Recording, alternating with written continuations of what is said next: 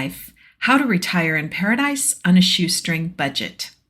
Written by Dawn Fleming, narrated by Dawn Fleming. Happy Valentine's Day. I'm so excited to be here with you this week. I'm going to share my secret method of manifesting the man of my dreams. That would be Captain Tom. So any single folks, let me know, and be sure and grab a pen and paper to take notes, because I'm telling you, this really works. And it's not just me, but I've had friends that have done the same thing. So if you saw the topic, it was all you need is love. My promise to you is that if you stick with me to the end, I'm going to give you 5 steps to finding true love. And don't we all want that, right? But before we jump into that, I want to ask you a question. Have you ever had a really rude awakening that you've been building someone else's dream and you forgot to build yours? I'm sure there's probably other people that have had that experience. So I got married the first time at age 22. And it was to who I thought was the man of my dreams. But unfortunately, I spent a decade building his dream. I worked 2 jobs and had a third one, maintaining our household. And I helped him succeed in medical school and residency.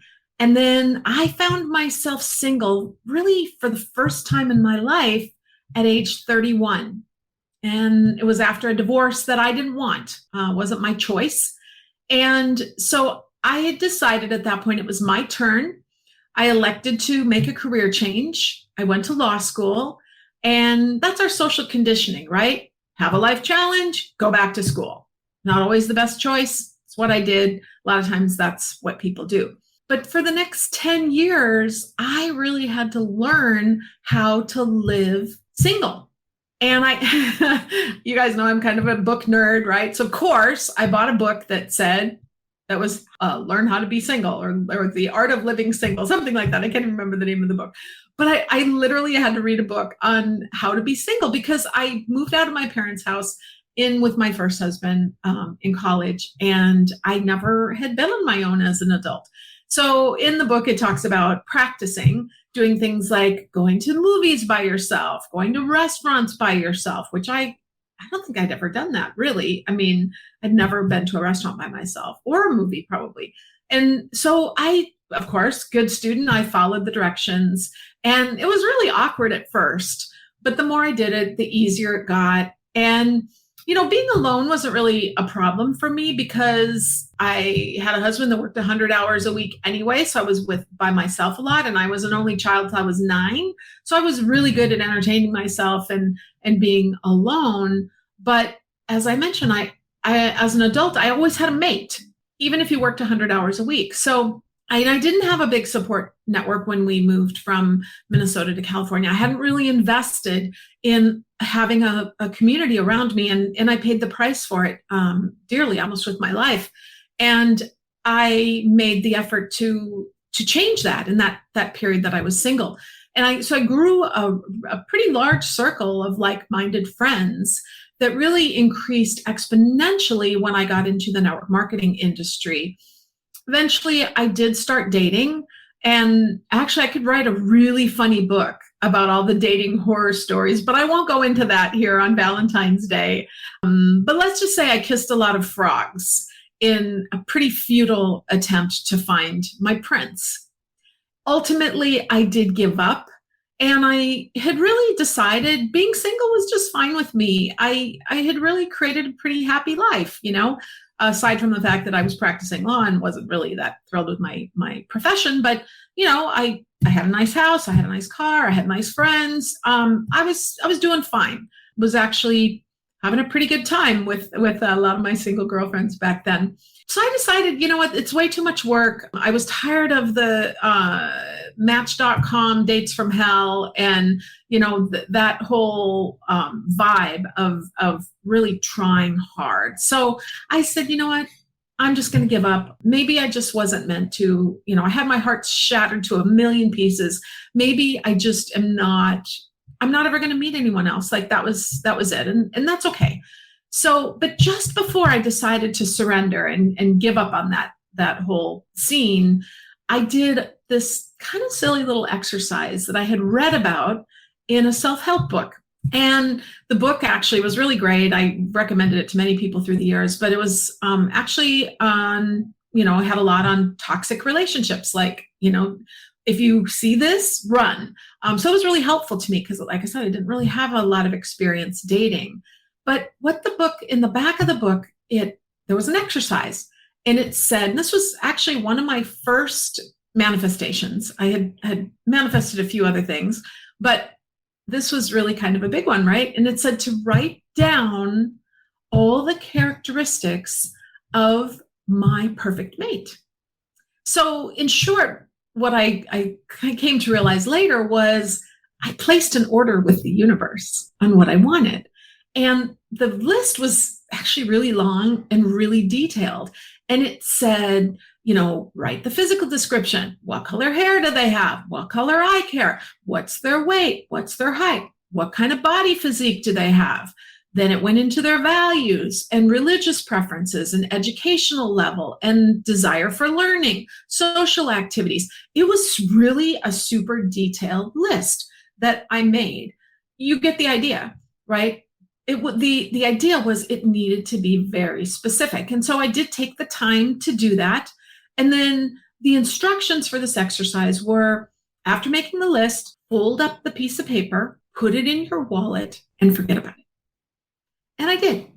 Honestly, like I said, that was my final act before I waved the white flag in the dating scene and surrendered. And I forgot about it. It was actually quite some time, I want to say like maybe a year after Tom and I had been together.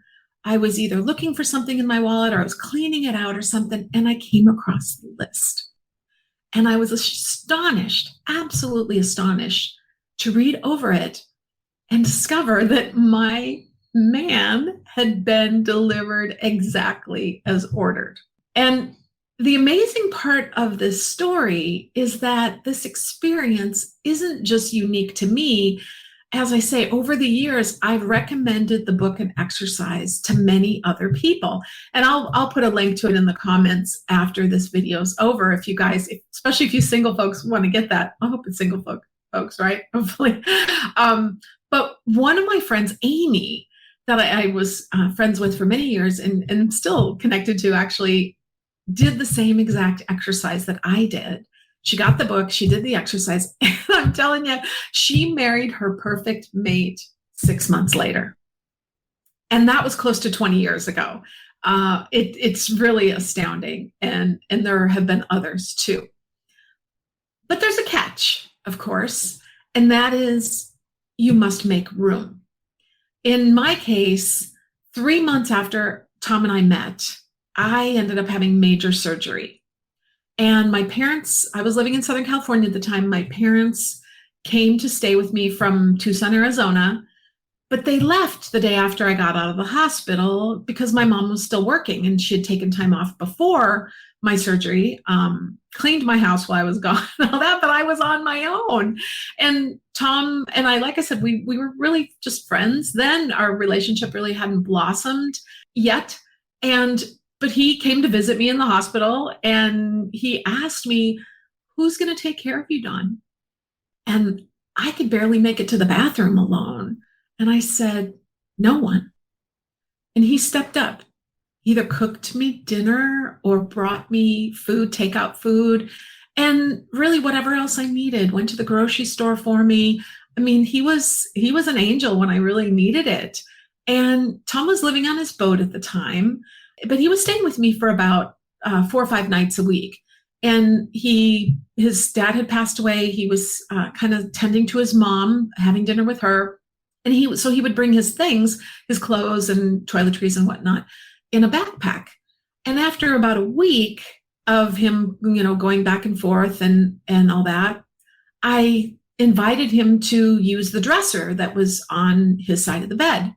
And I had a matching one on my side of the bed, and mine was full. And he opened the drawers and saw that they were empty. He said, why is this dresser empty? And I replied, I'm waiting for someone to fill it. And I also had empty space in my closets. I had room for Tom. Now, I have a very good friend in Southern California, and she's been single for a long, long time. Got engaged, close to getting married, and then honestly, I think she kind of sabotaged it. But she has a handbag fetish, a clothes fetish. She had this, and I haven't seen her in a while, so I can't say that this is still the truth. But at the time, I remember she had this enormous walk-in closet that was literally stuffed to the gills. I mean, she had, those plastic shoe boxes, and they were all stacked to the ceiling in her walk-in closet. There were so many clothes in there on the clothes racks, you could hardly fit anything more in there. She had kind of a girly bedroom, and that's okay. That was her style that she liked, but didn't really see how there was room for anyone else. Now, I don't know, maybe she wouldn't want to have someone else live in her space or whatever, to each his own. But I just, that energy, that fullness, right? That no room for anything else energy, I think really makes a big difference. And it reminds me of this story about Tukusan, a scholar full of knowledge who went to see Master Ryutan to learn more about Zen. And during their meeting, the master refilled Tukusan's teacup. And the master kept pouring out of the teapot even after the cup had been filled. And the tea ran all over the table. And and Tukusan said, "Stop, stop, the cup is full," said Tukusan. And the master said, "Exactly. You are like this cup. You're full of ideas. You come and ask for teaching, but your cup is full. I can't put anything in it. Before I can teach you, you'll have to empty your cup." And so if you're wanting something new to come into your life, if you want a mate, I ask you, have you made room for one? And of course, do you know what it is that you're seeking? So I have to share with you an Overseas Life Redesign love story. I think it's just apropos for this day, right? This Valentine's Day holiday. So I'm going to share that with you.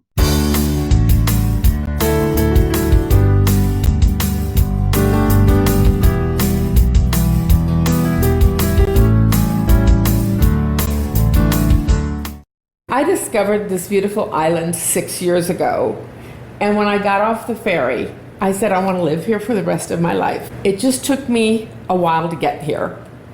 When I got off the boat, I knew I had arrived home.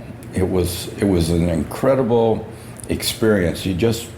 My life was enlightened. It was like a breath of fresh air, and I was so glad I did come, and then took on this new adventure in my life. At the time that I started this journey, I was living in San Antonio, Texas, working at home, and I was caring for my mother, who was 97 years old, and she was suffering from terminal dementia. As her life declined, so did mine, and I had no life. And when my mother lost the ability to recognize me and know where she was, I was able to get my freedom. It was at the end of the academic school year. If I don't try it now, if I don't attempt to rebuild my life, it'll be another year and then another year. And so on kind of a whim, I booked a 6-week plane trip to my happy place to see if I could live in paradise. As far back as when I was 17, I became a policeman. Within the first month on the job, I had the experience of a plane crash where there was 117 souls were lost on the plane. Not knowing then, today, how that dramatically had affected me. 40 years later, I witnessed the death of a very close friend. That trauma set me back to the plane crash. That hospitalized me for a year, when I ended up getting divorced and lost everything. I realized in about late May, early June, that I wanted to move. I moved overseas, but that's all I knew. I had no idea what to expect, what to looked for, costs, what came across was Dawn's free course. Learned in the course was everything that I needed to put in place, but more so the confidence to move forward on this new journey of my life. It opened my mind, my life to existence that I didn't know I had. And Dawn has built a really fabulous group of people as we help and nurture each other, and that's really wonderful. And as a result of that, I met a very special man.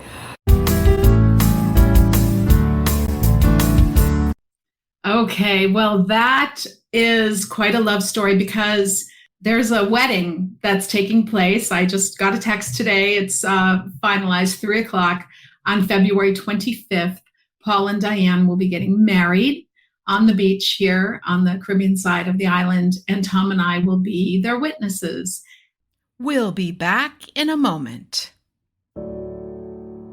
Isla Mujeres is a Caribbean jewel off the coast of Cancun. Castilito del Caribe warmly invites you to enjoy our spectacular oceanfront villa located in the heart of El Centro and a short walk to Playa Norte, which is ranked one of the top 10 beaches in the world. With an ocean view of crystal clear turquoise waters overlooking both the Caribbean and Cancun city skyline, we offer a fabulous location for you to enjoy all the peace and tranquility you're looking for on vacation, while also taking in all the excitement the island has to offer, with activities either in walking distance or a golf cart day excursion away. Please visit CastilitoCaribe.com, www.CastilitoCaribe.com. We look forward to seeing you soon.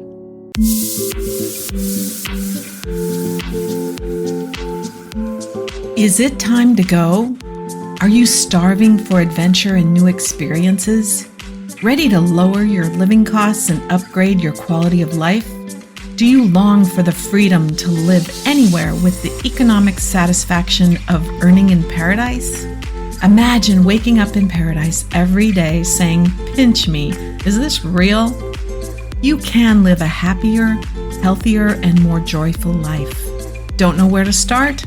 Then grab our free Paradise Checklist to begin dreaming again and start defining your paradise. It's waiting for you at paradisechecklist.com.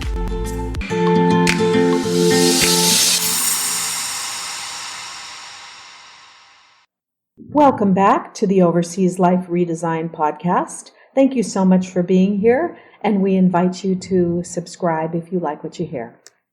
The thing is, Diane was very happy. You saw she had a very difficult period before she moved to Paradise in taking care of her mom with dementia. But she did, and she created this beautiful life, right? She got this apartment in Paradise, and every day sets her alarm for 4:00. It's time to go to the beach. Works in Paradise and is earning from Paradise. And yet on her dream board, she did have a mate on there. She had actually was a silhouette of a couple walking hand in hand on the beach. And the funny thing is, we dropped Paul off on her doorstep. Kind of a weird story. It was in the midst of a hurricane. It was really like divine intervention, the way things worked out, because it wouldn't have normally had unfolded in that way, but for the hurricane. And so I promised you the 5 steps, right? The 5 lessons here that I was going to share with you. So I'm going to jump into those as we close out, because my husband's in the process of putting together a lobster dinner. So I'm going to jump into those. Number 1, clarity. Clarity plus emotion, 2 very important pieces, right? And so even though I forgot about the list in my wallet, right, my order had been placed, I took the time to think about what I wanted, and there was emotion attached to each one of these elements, each one of these characteristics that I wanted to have attracted into my life. And so that universal magnetism plus my subconscious were working in the background. I talk about that in Claim Your Dream Life, right? Sort of that programming that's always running in the background software that's running. And they conspired together to deliver exactly what I wanted. So clarity, get clear. What do you want, right? I talk about that in the workshop. I talk about that in the book. Most people don't get what they want because they don't know what they want. They don't put in the time to determine that. So clarity. Number 2, create space. When we want something new and wonderful to come into our life, we've got to make the room for it, right? Create the space for it, whether it's the dresser, the closet, the emotional space, right? I could, if I was still wounded, if I hadn't have gone through those 10 years of really enjoying Dawn and being happy with who I am in my own skin and being able to make friends and have close relationships and feeling good about who I was, if I'd have met Tom 10 years earlier, I doubt we would have come together. I needed that space to recover and heal from the devastation of my first marriage.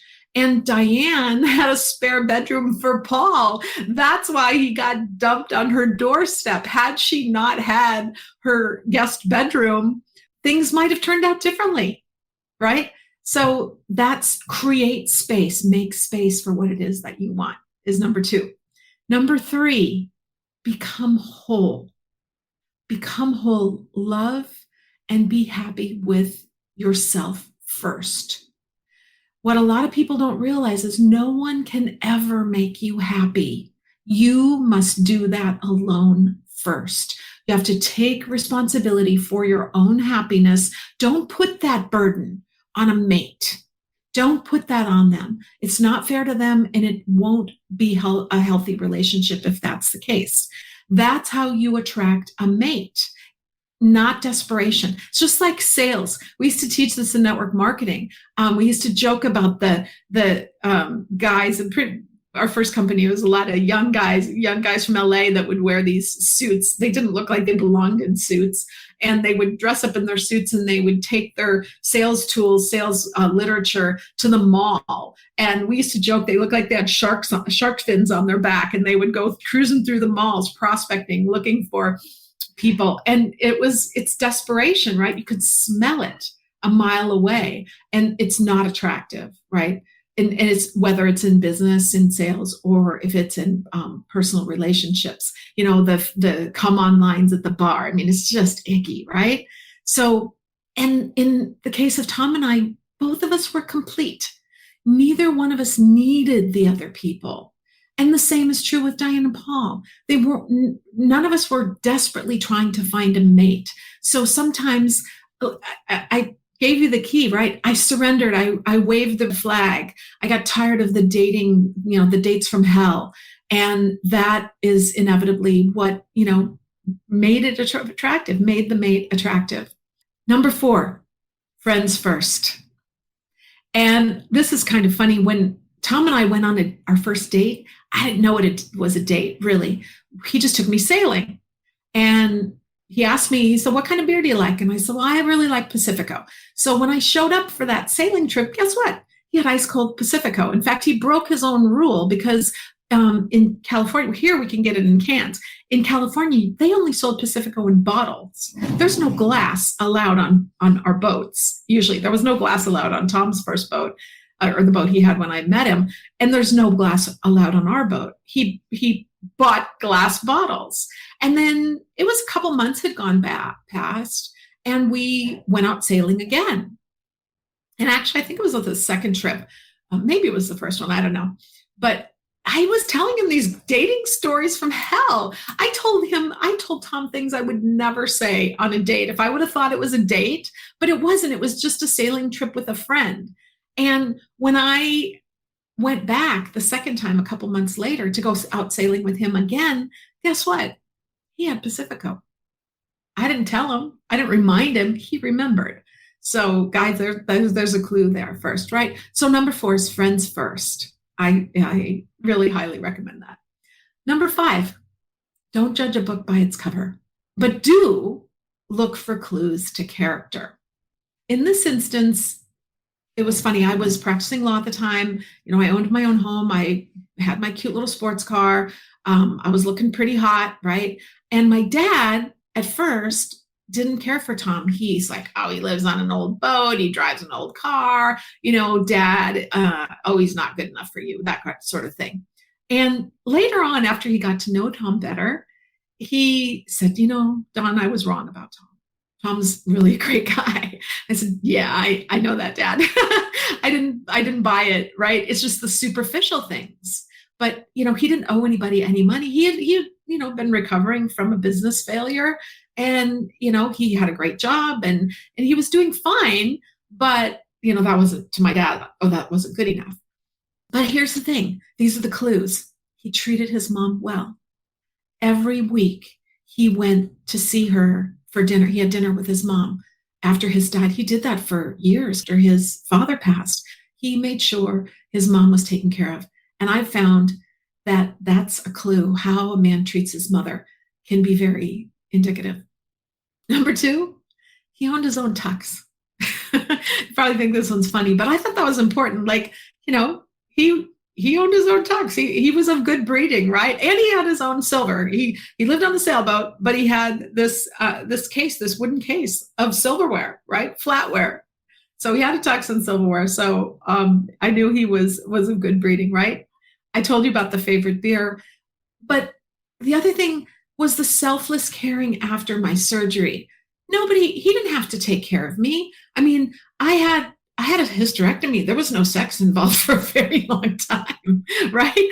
It was selfless caring. He was there for me in a way that I was blown away. Like, and he'll tell you, I asked him after a couple of weeks, I'm like, don't you have somewhere to go? Am I keeping you from something? And he said, no, I'm here for you.